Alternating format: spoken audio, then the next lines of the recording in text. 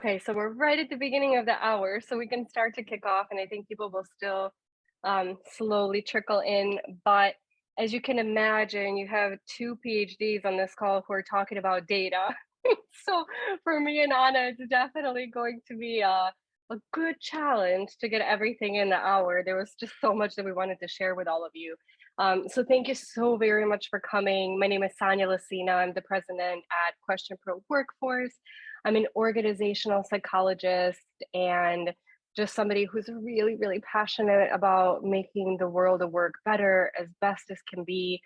And we all know we're living in a really interesting time with so much change and organizations making different decisions around career development and flexibility, and people still going through awakenings, post-pandemic around what it is that they want in life and their career. So um, I'll tell you a little bit about QuestionPro and who we are after my lovely colleague Anna has an opportunity to introduce herself. Mute. There you Hello, are. everyone. Good fortune of Um, video, so I could see I her there and know, your mouse right? moving. This is Anna, Beta Carrot. I am also a psychologist by training. I tend to be more heavy on the data side. My degree is in social psychology and in neuroscience. And since that, I've been working in organizations and specifically in this space of survey analytics, people analytics, helping companies understand through data their people and change their organizations for the better. So here we are. I will let Sonia take the next opportunity to introduce QuestionPro because it's quite an interesting organization, actually. Yeah, thank you. So Anna and I sometimes are like little kids in a candy store when it comes to our work, because partly and because of who QuestionPro is and how we're structured. So we're actually a research organization, primarily surveys, but other methods as well. And we are broken out in three different areas. The first one is market research. The second one is customer experience. And then the third one that Anna and I specifically work for is workforce or employee experience. So imagine for the two of us that we were saying like our primary goal is really to work with organizations and help them better understand their employees, their workforce. Are they delivering on their employee value proposition? Are people feeling fulfilled? How long are they going to stay, etc.?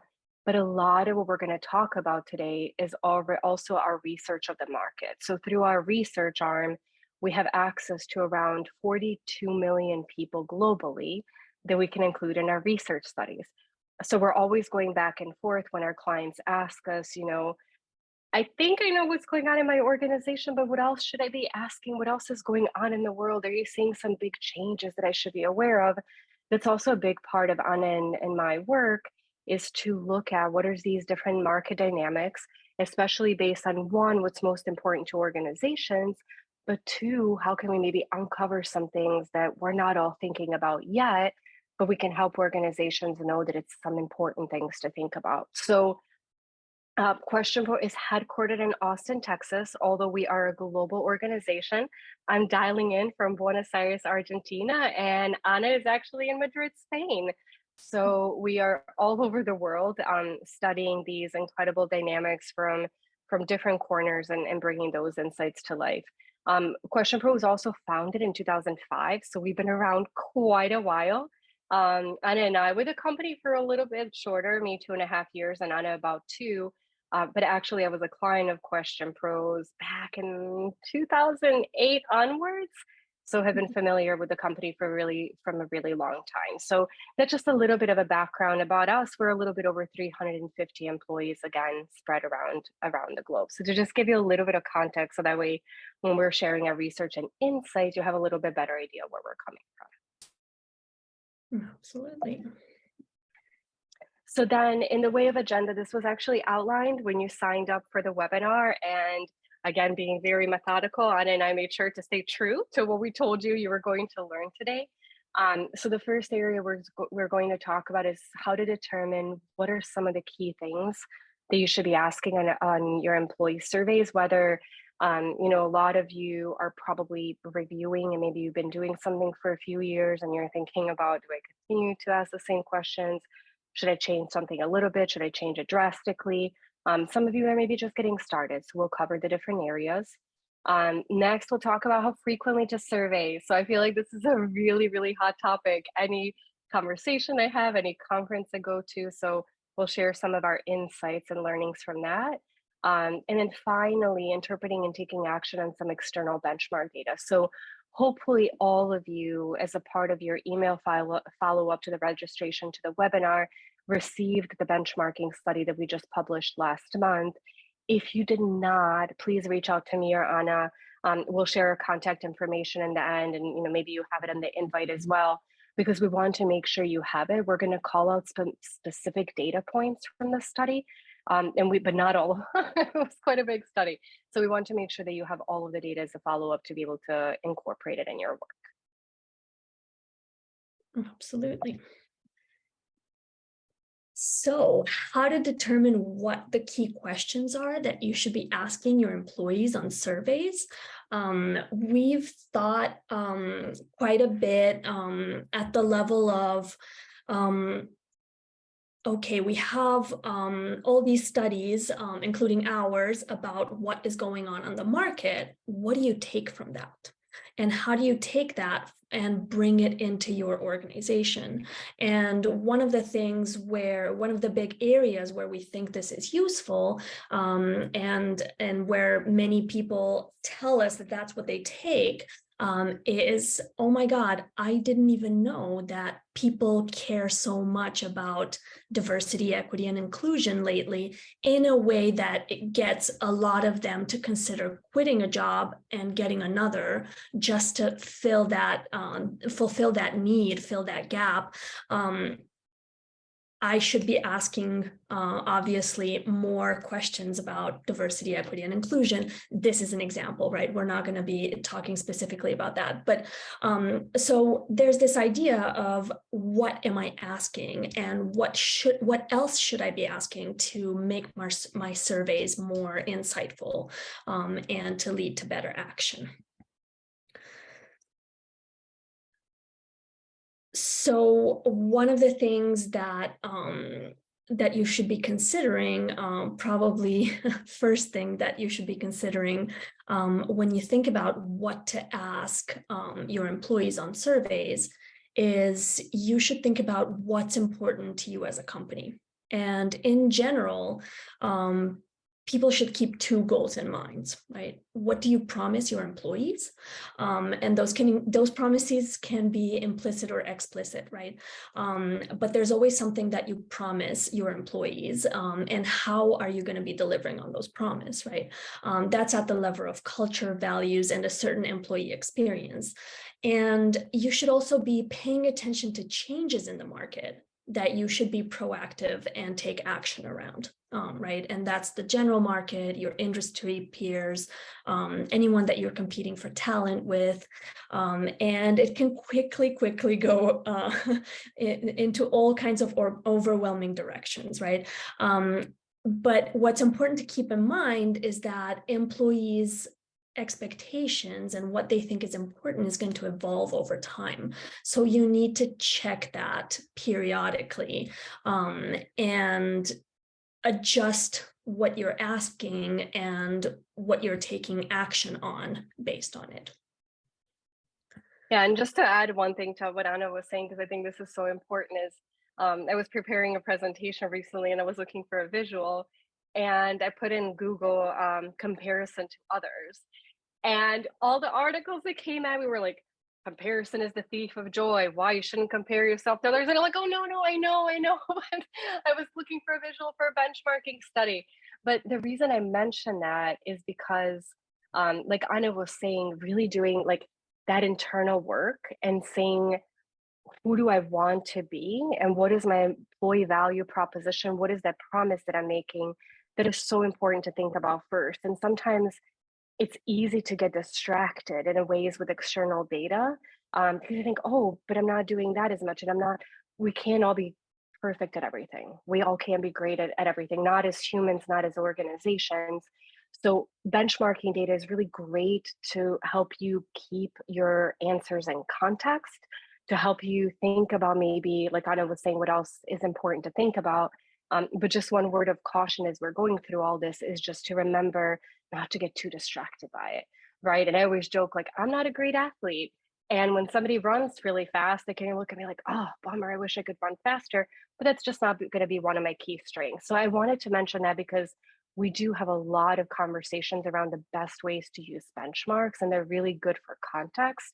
But again, always come back to who you are, because your employees join your organization because of you, not necessarily because of things that you can deliver on. So, Anna, back to you. But I feel like I've been on my soapbox about this, and so I had to sneak No, it and in as that's we get really started. important because what in a way what we're saying is both are important, Mhm. um, but really looking externally should come after this deep internal reflection exercise. And you can't do that exercise well if you do it at the end. You have to Yeah, start with it. yeah. Um, so in terms of the things that we do generally with surveys, and I speak to many professionals in the realm of HR for whom surveys are a really important source of data. They're a really important source of information about their employees, what they think is important, what they are experiencing in their day-to-day, how their needs are being met or not by companies, and so on and so forth, and kind of what's behind all that conceptually is that you're not, in a sense, you are checking in with people, and you are trying to communicate with them and give them this space to feel heard, but you're also trying to measure things. And what you're trying to measure is, it's not just conceptually, you're trying to measure two things, and they're very different. One is you're trying to measure some things that are outcomes. Um, these are the things that will make up your KPIs, that you know that in turn have an impact on your business, on your bottom line in one way or another, right? And these are things like employee engagement. That's an important KPI in organizations because we know it influences business productivity. ENPS, same thing. We know that there are these circumstances in these organizations for which it is important for, again, business productivity. If you don't like business productivity as a sort of bottom line measure, you can think of something that's a little bit closer to home, maybe employee retention, right? And all of these things that we measure that are important should be thought of as outcomes. And then what we need to do is get into the details of, okay, what in the nitty gritty of experience drives those outcomes, right? So I hear people say a lot of times that measuring engagement is not going to change it. No, it's not. Just because you've measured it, you're not going to meaningfully change it unless you gain the information of, okay, where is this high or low engagement coming from? Is it coming from a sense that people are, a sense of belonging that people are or are not getting? Is it coming from a need for well-being that is not being fulfilled? Is it coming from people not having the tools and resources to do the job that they've been given, right? So very, very important to measure both outcomes and drivers. And this is where it gets overwhelming. Do you do that in one big annual survey? No, you can spread it around. And typically what people will do is they will measure outcomes to hold themselves accountable for generating change, right? So if you want to have a goal of increasing engagement, you're probably going to want to do something about it based on the drivers that you measured. And then you're going to get curious in about 3 months, 6 months, 9 months. You're going to want to know, did I move it? Did it change? And so you need to measure engagement again, but you don't necessarily need to measure the drivers of it again. Um, at the so they don't all need to happen with the same frequency and at the same time. Um, and so this was reflecting internally. Um, Sonia, I think So this yeah, is jumping in to, as we were mentioning, really looking in the mirror and saying, what do I want to understand? From my standpoint. So the first one is, if you have done past surveys, one of the things that we always say is, it's so important to focus on one, things that are most important in your organization, and two, things that you have or can take action on. So a lot of times what we see with researchers, with HR departments, any of us that are creating these surveys, is we're so curious about so many things. And a lot of times this is the one opportunity we have to collect this information.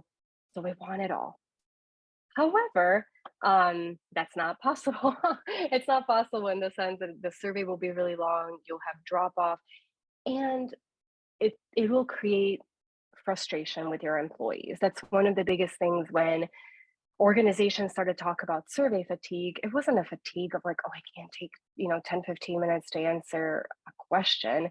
It was the fact that I don't want to take this time again because nothing had happened before. So again, reflecting on what's important and what do I feel like realistically I can take action on in the next 6 months or so, and narrow down your focus to that. Also, and I can't stress this one enough, understanding what is important to your leadership early on.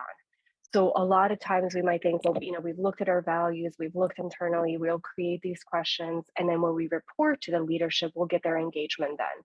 It makes a significant difference if you involve them before, because what happens is you get their input. So there might be some things that might surprise you, that they're interested in, that you might have not thought to ask. You might realize that some things that you really want to ask like aren't really resonating with them. I'm not saying not to ask those questions, but to think about maybe, how do you ask? And to Anna's earlier point, how do I tie them to outcomes they're interested in? So maybe my organization is still not really totally convinced about this whole well-being thing and this whole mental health and mental well-being.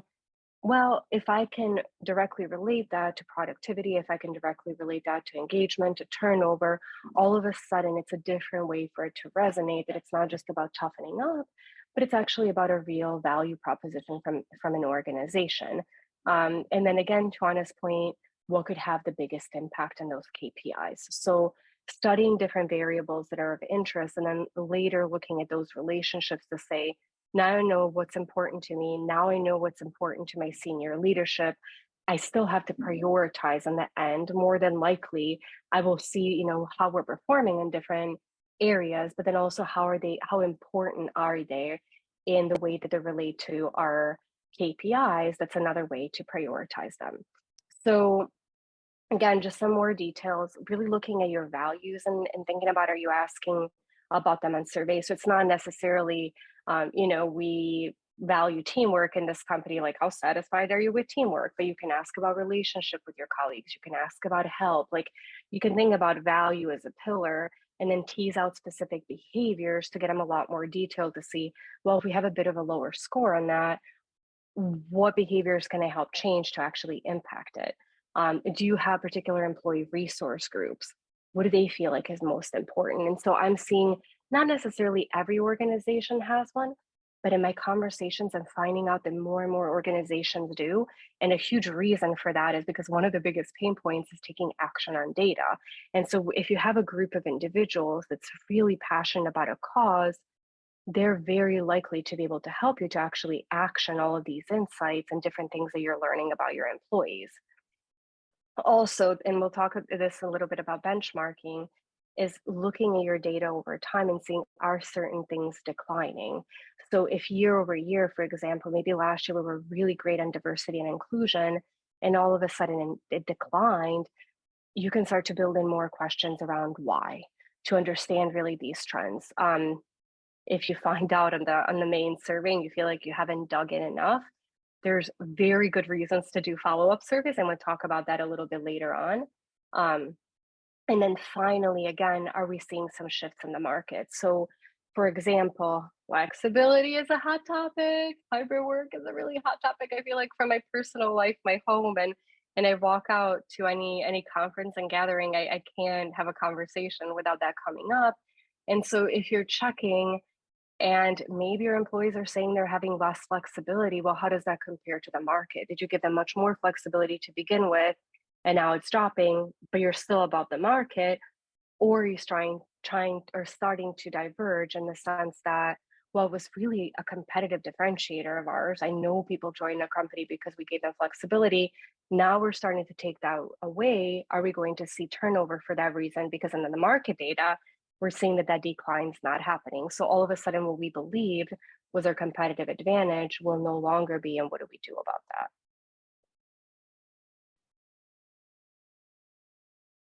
Yes. And then now jumping into incorporating market trends into surveys, right? And here, this is where I was mentioning we have a whole paper on it, and Anna and I spent some time negotiating which data we wanted to pull in because it was quite a bit. But there were a few based on again the data that we saw, the biggest impact on KPIs, and some of the conversations we've had with the market that we just wanted to highlight for you. Some of these could be extremely relevant for you, other ones a little less. Like I mentioned, we asked a lot more questions. So if you're thinking like, oh, Sanya, I wish, you would show data about this and, did you ask about it? Do check out our study. And then if you still have more questions, we can follow up on that. But again, I assure you there's a lot more in there that will probably be helpful for your context. So if we start to take a look at some of the first findings, what we can see, and so these were the biggest challenges, and I bet you any money that you're looking at some of these and you're like, yes, me too.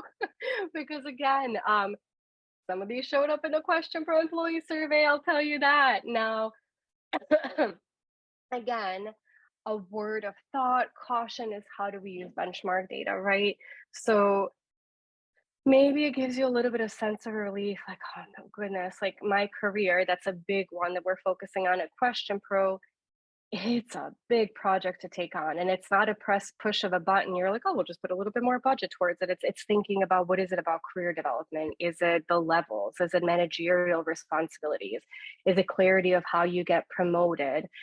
Is it about fulfilling work? What everything goes into the career? And recognition, I'll tell you, is a huge one too. In a conference that I was at last week in Chicago, this was a really hot topic, and a lot of the different individuals were saying, I'm wondering, what does recognition mean to people? Is it inside my organization? Is it a manager telling their employee, you did a, really, really great job privately in their one-on-one and really acknowledging that? Is it in some kind of a public channel in the organization? Is it in a Slack channel if you have a recognition platform? Is it giving other people visibility or calling it out in a town hall? Or does it maybe have some monetary implications? Now, I know for us as HR and people professionals, oftentimes we differentiate between recognition and rewards, but I would say to dig in with your employees a little bit more and see if that's a differentiation from them as well. And then I'm satisfied with my overall well being. We'll show you, we peel back the onion a little bit with that. A little bit of a spoiler, but a lot of what comes into this is people's capacity.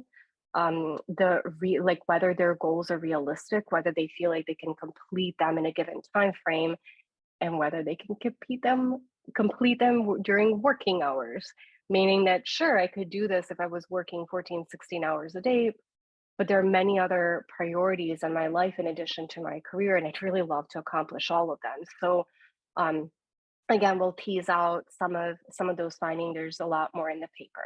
Now, one of the things that we said and why we highlighted these three is out of most of the questions we asked, we found that these were three of the strongest predictors of both employee net promoter score, how likely somebody is to recommend your organization and place to work. And for a lot of companies, ENPS is really important.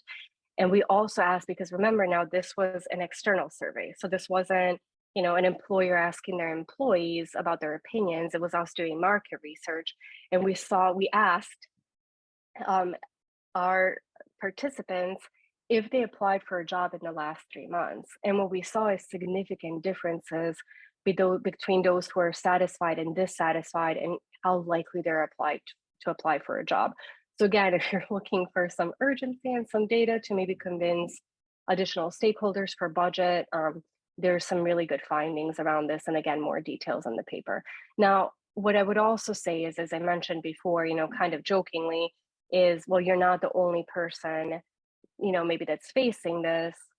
However, don't use that as an excuse not to do anything. That's the one thread of the benchmarking data, is a lot of times we want to use it as a validation that we're not the only one. I think seeing that some of these challenges that you're probably experiencing too are also experienced in the market is good perspective. But that's where you need to start to see, well, if I asked this in my own survey, where were the results fair? And at some point, if organizations are seeing this as well, because they probably are asking surveys, and if they invest in improving, then all of a sudden they will be towards the bottom. So again, use them more for context than necessarily deprioritization of certain things. And then we talk about, again, like this is what I was mentioning, some of the career development and retention. That was the factor that we saw least satisfaction on. And so when we asked people if they applied for a new job in the past 3 months, employees who were satisfied, only 17% applied for another job. Now, there could be a bunch of different reasons, right? Like, you wouldn't think, well, if you're satisfied, why in the world are people applying? Maybe they're moving. Maybe they want to try a different industry. Maybe they're looking for a different kind of challenge. It's not that they're not satisfied, but they'd like to do something else. It's not like satisfaction, nobody's applying. If you look at people who are not satisfied, 45% of them applied for another job. In this study, the data was just collected earlier this year. So we're not talking about the time of the great resignation and the power was, with employees and job seekers. We're talking about a market that it's really difficult to open the news or go on your LinkedIn without seeing layoffs. So again, some really significant, not just, it's a bummer that our employees are dissatisfied, but they're actually doing something about it, not only planning to do something about it, but actually already taking action.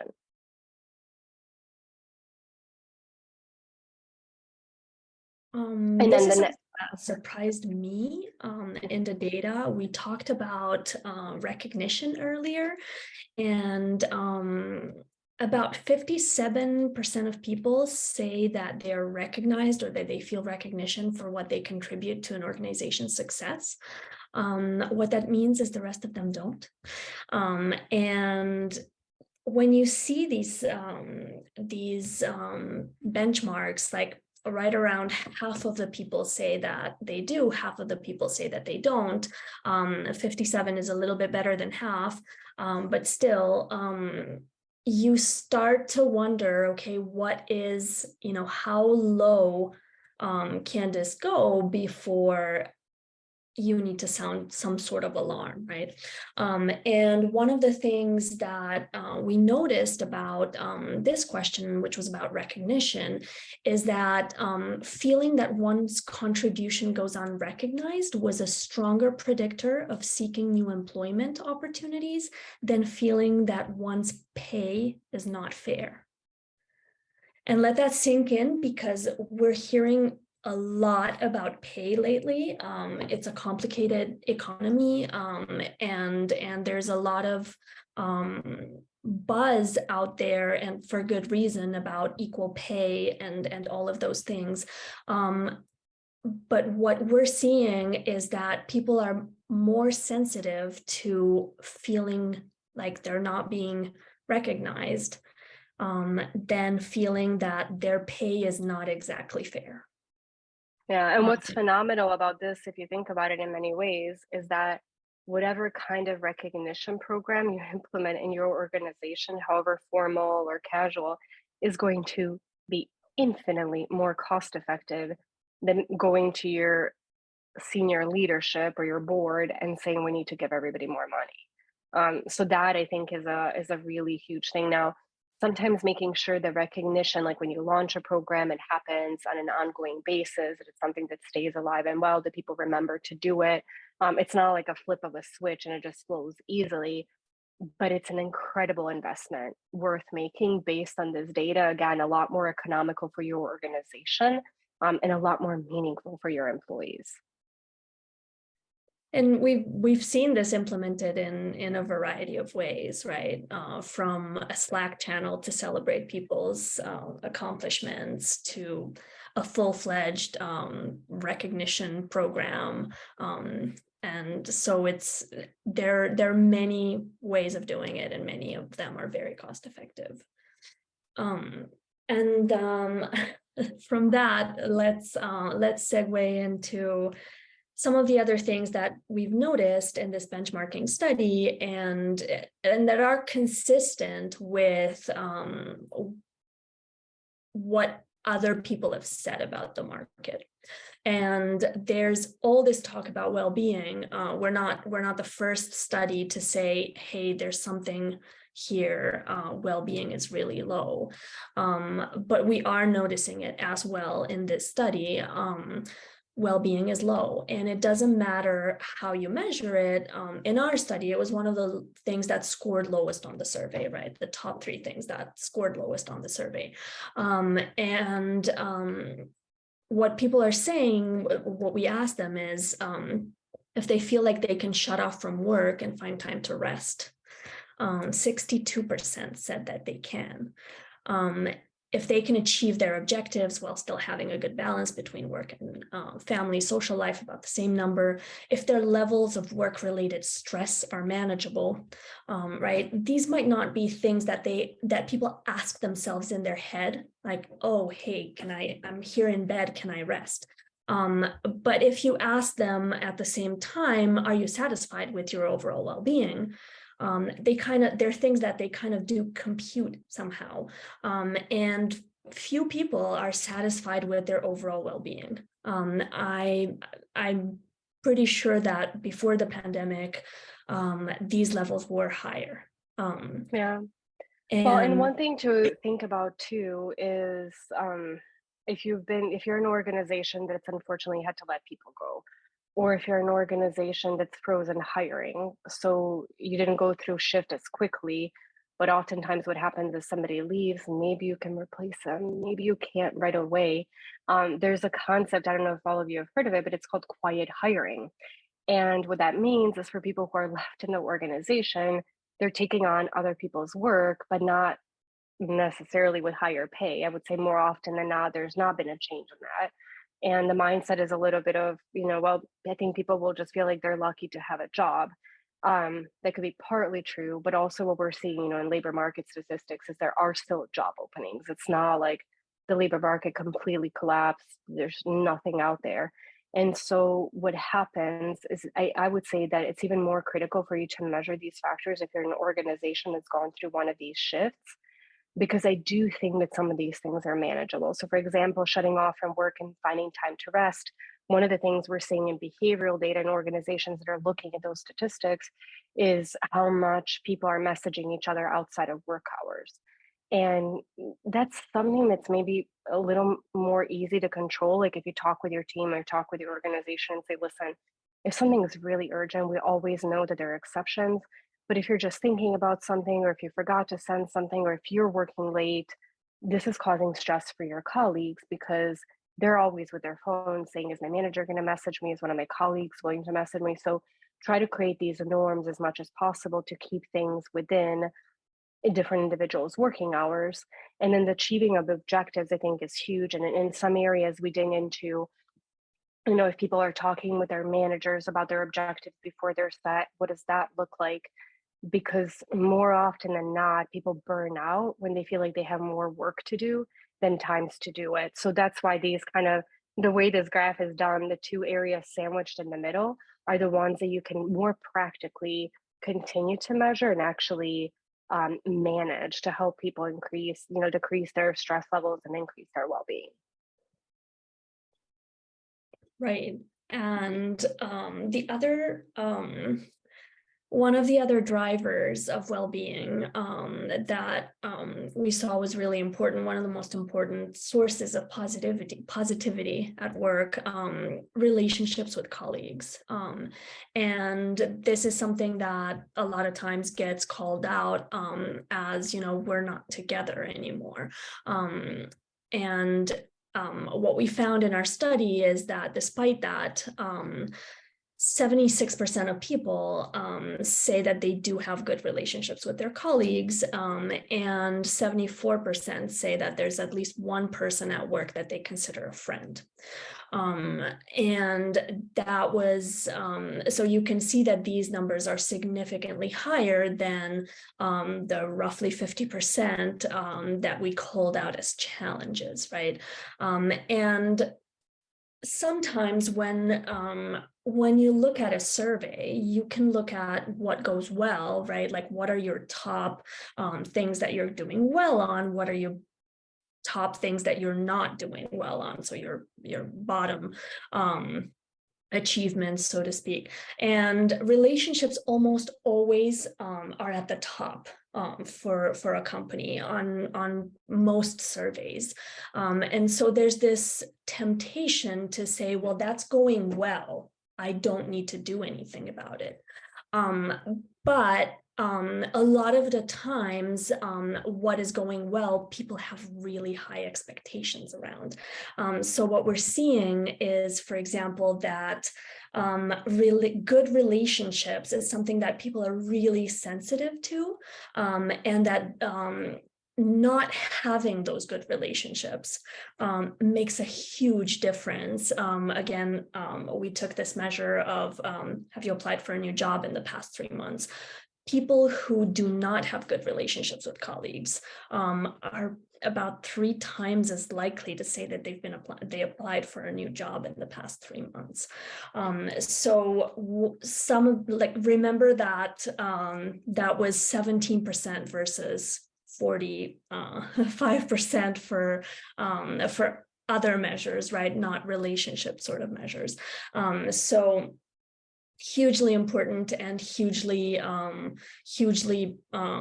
driver of retention, even though it's not something that's burning. And then Sonia, you should talk about this one. This is again something interesting that we've noticed around flexibility, and it's a little bit of good news. Because we ran this study in 2022 and then again in 2023.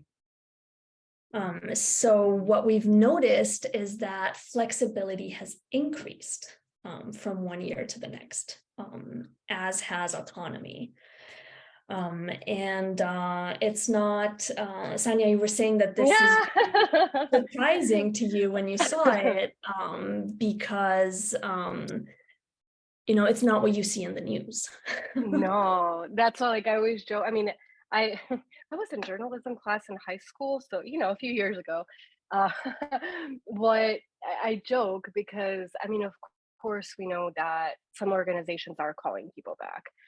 Now, if you looked at the news, you would think everybody's doing it. Like, flexibility is completely gone. Now, flexibility doesn't necessarily have to equate, I still get to work from home. Maybe it equates to, I have these different arrangements, but I feel like I can still take the time that I need to get any personal things done if something urgent comes up or if I do want to work from home. But to me, this resonated with significantly because, again, even as somebody who looks at data all the time and knows not to believe headlines, if you asked me, Sonia, do you think this increased or decreased year over year? I would say it had to have decreased. So, again, when you're thinking about making decisions inside your organization, and even when you're looking at those external cues, don't look at the headlines necessarily. Like, they're going to tell you they're sensational. The media tries to capture different attention. They do it for different reasons. But this is why I've shared this data quite a bit after the study came out, and that's why Anna mentioned, like, "Oh, Sonia, I'm sure you have something to say about it," because to me it was so shocking, and that's why I mean, again, for all of us, you're on this call because you do believe in the value of data and the power of data. So that's why, like, we felt like this was so important as a highlight for why you want to look at specific market research versus generally, potentially what's going on in the market, like anecdotally.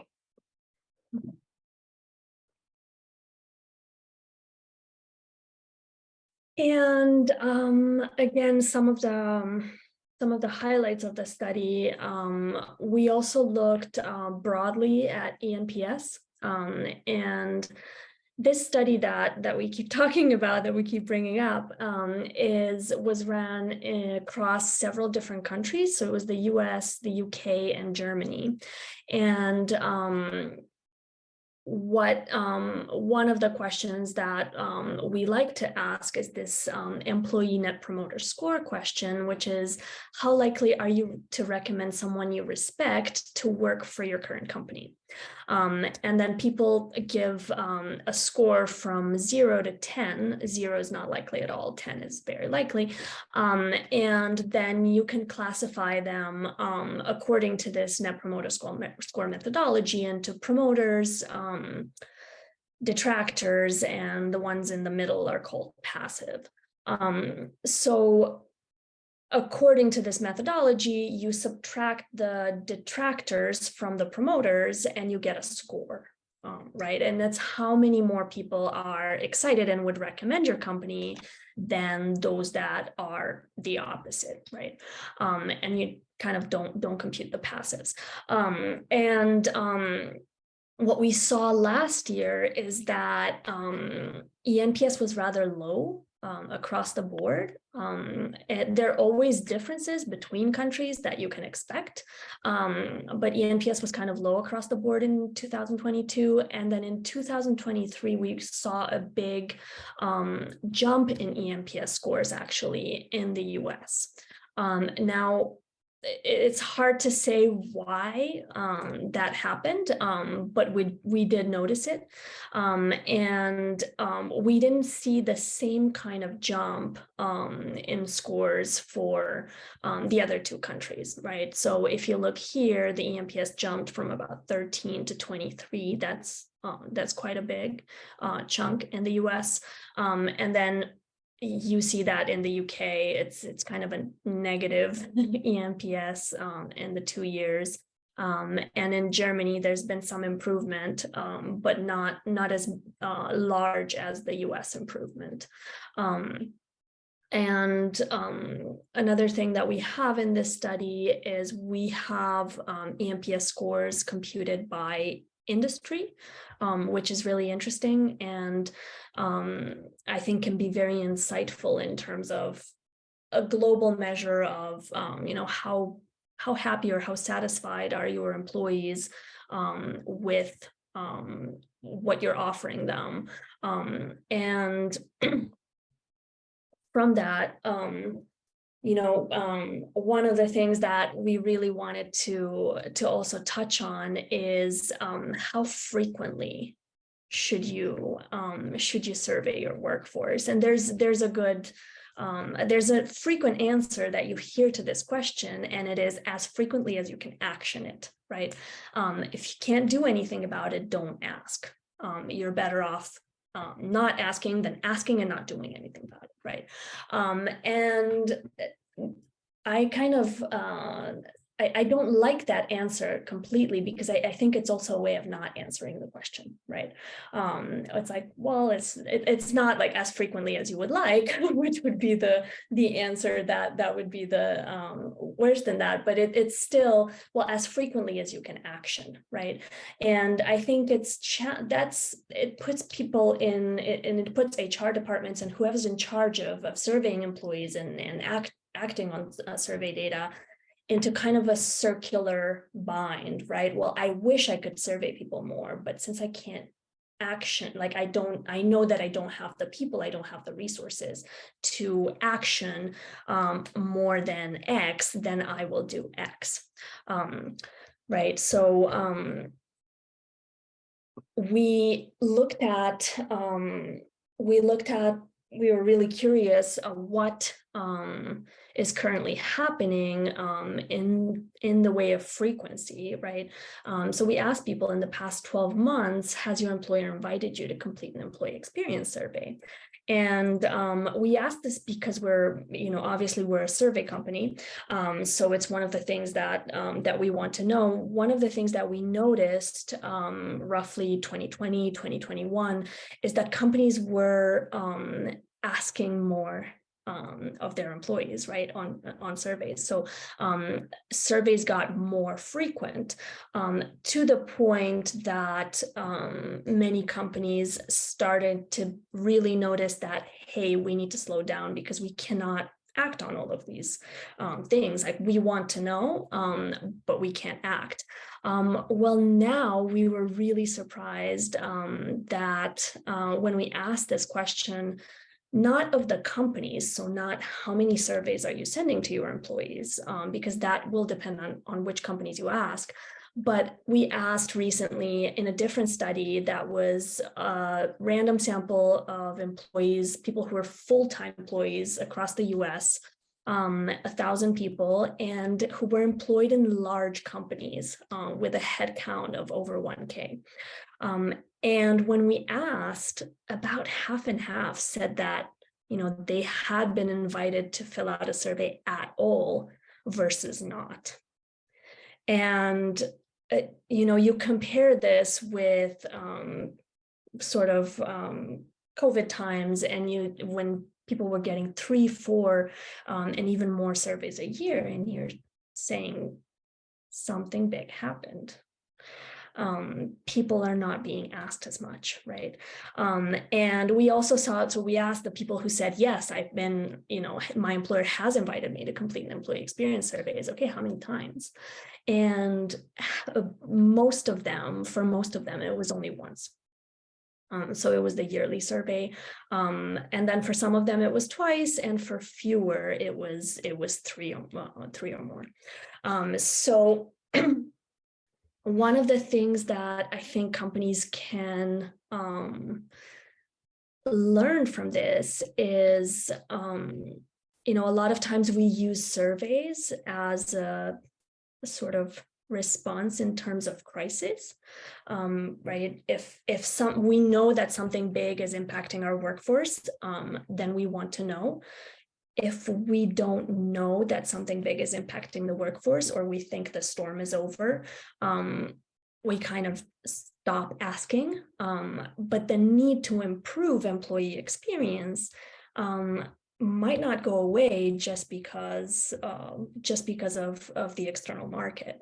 A lot of that need is independent of the external market, right? So if you think about what we've touched on, career development, right?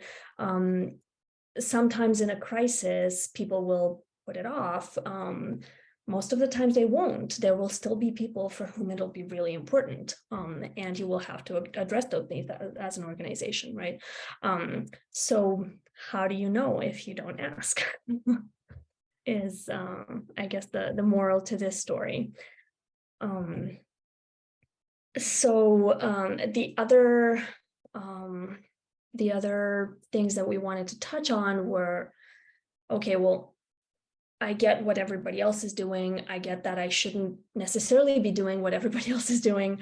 But what are sort of the options here? What could I be doing, right? And of course, the option that sticks out most to a lot of companies is the annual survey that gets sent to all employees. Typically includes measuring important outcomes, as well as measuring what drives those outcomes. And what we've seen in this changing world of work is that many companies have increased the frequency with which they do these big surveys, right? So you no longer have just the annual, but you have monthly, quarterly, and you might even have weekly pulse surveys. And at the point where you start increasing the frequency, many companies have resorted to, the ones that could safely do that have resorted to, okay, let's not ask everybody, but let's just increase the frequency by using a sample, so that overall people still answer one survey, but they answer it at different times. And we can get sort of like almost continuous data, right, or much closer to that than this sort of one big moment in April when everybody gets surveyed, or March or May.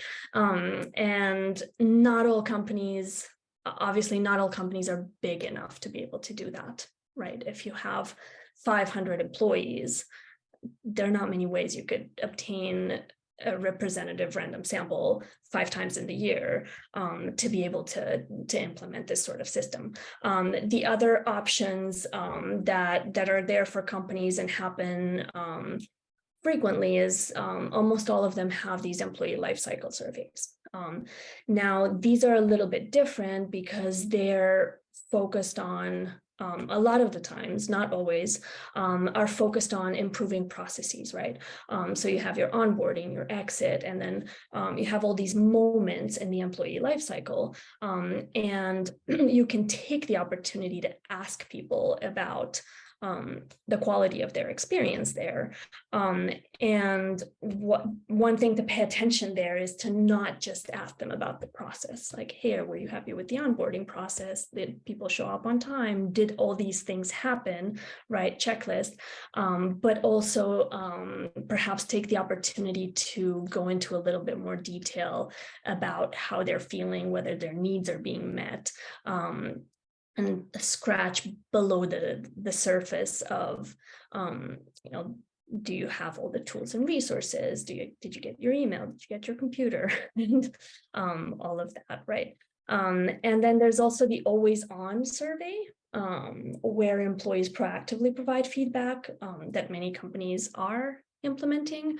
And the way to implement this differs quite a bit from company to company. So we're not necessarily going to get into that, but those are sort of the options, and everybody kind of finds their best course in there.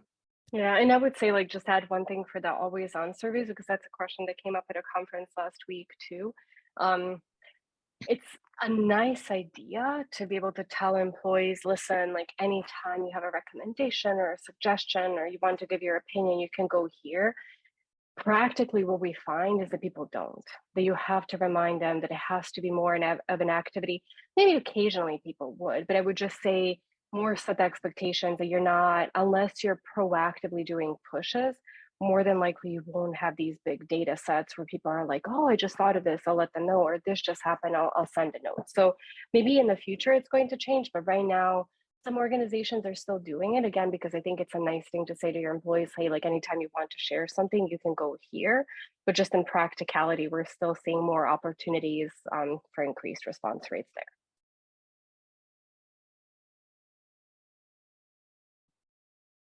And the final bit, thank you for hanging in with us for this long. So if we go to the next slide, we wanted to just show you again, when you look at the report, there's going to be a lot of specific data points for, hey, this is the question we asked, this is the result that we got.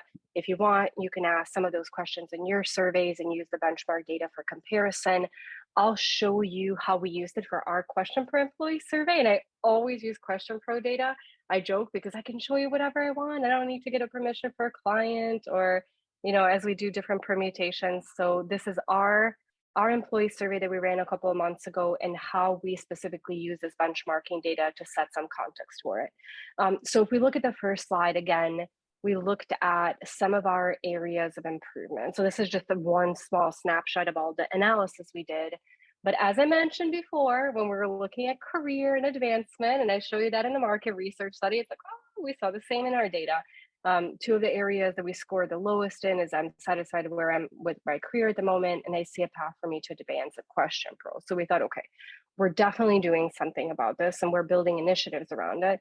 But we wanted to understand a little more context. So the first thing that we looked at was, how did we do year over year? We dropped. So okay, it's an area of improvement, but also our scores lowered. So this internally gave us some more urgency. These are all mean scores, 5-point Likert type scale comparison of 2023 to 2022. We dropped more in a path for advancement, like, how do I see it at QuestionPro, compared to career overall, but we saw a decrease in both. So we thought, okay, well, what's going on in the market? Let's take a look, in comparison to that. Now, the good news is that even though we dropped year over year on both of these areas, we actually still are scoring higher than the market this year. So if you look at the difference between our employee score in 2023, that's the E 2023, 3.73, and the benchmark data that's 3.43, we start to see, okay, we are going in a downward direction, but we're still better than the market. So what do we do next, right? What we also looked at is, what did the market do? Were there significant changes in the benchmark? So B 2023 is the benchmark score in 2023 compared to, as Anna mentioned, we did the study in 2022. Well, what was interesting is there wasn't a significant change. Like one went down a little bit, one went up a little bit, but if you know these numbers, like it's not really statistically significant. And so this gave us a little bit of pause, right? So we're going down, we're better than the market, but the market's staying relatively flat. So certainly if we don't do anything, we don't want to be looking at our scores that have dropped year over year. And even if the market stays relatively stable again, so if we see the same behaviors in the next year, we're going to start to probably match the market. We could even have a threat of being lower. So this was for us, as I was mentioning, when we saw even the first data set, that gave us urgency to improve. It's not that we were like, okay, well, let's see what's going on in the market. Poof, we're higher than the market. Okay, we can move on to the next thing. It gave us some reassurance that we didn't fall off a cliff. But actually, especially looking at this trend data, it gave us additional urgency to do something about it. So this just shows you, I think this is all that we're showing for, I don't know, Anna, for the next slide. I think this is all that Yeah. we're showing for the comparison. So as you can imagine, we did a separate presentation at analytics conference in Chicago last week, and we saw, we showed a lot of these different examples, and we show market benchmark compared to like a select market benchmark compared to like what Anna was mentioning before, even your industry comparison. So there are a lot of different ways that you can look at the data. But the point being is that, like we were saying at first, look at what's going on in the market to help you set context for what you want to ask inside your organization. And then this kind of information can help you understand what that urgency is. So where do I stand compared to organizations inside of US, organizations globally? And then also to understand with what kind of urgency is it important to work on this. So I would say, even if you're staying flat, even if you're going down, the market is going to give you some context for that urgency. Oh, thank you for the question. So where is the benchmark data from? Great, great question. It's the same study that we've been mentioning. So it's actually the QuestionPro study that we just published last month. The data is from earlier this year. And the information was from randomly selected employees working full time. And we have data like Anna was showing for US, UK, and Germany. So if you didn't see the report, again, in any of the follow-up emails for the webinar, please reach out to us and we'd be happy to share with you, and we'd be happy to go through any more of the details. And as you can imagine, we have a whole lot of raw data that didn't make it into the report. So if you're looking at the report and saying, oh, this is amazing, I wish I had this like one chunk of data, it would be incredibly valuable. Please don't hesitate to reach out to us, because we now have this big database. We could only, again, trying to avoid analysis paralysis, we could only put so much in a report. But if there is a specific cut, again, for a particular industry by question that would be useful to you, please feel free to reach out. So with that, I think we're about at time on it if we want to start wrapping up. Absolutely. So just a recap of all kinds of recommendations that we gave throughout the webinar.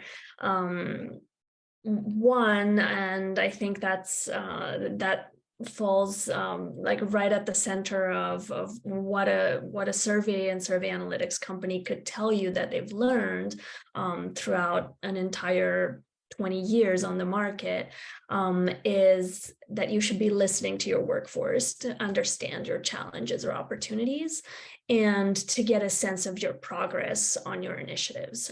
So both of those things.